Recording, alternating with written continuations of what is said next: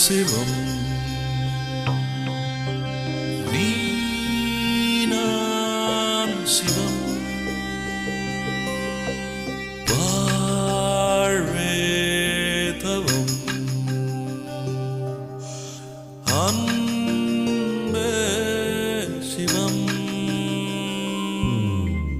இதயம் என்பது சதைதான் என்றால் எரிதழல் தின்றுவிடும்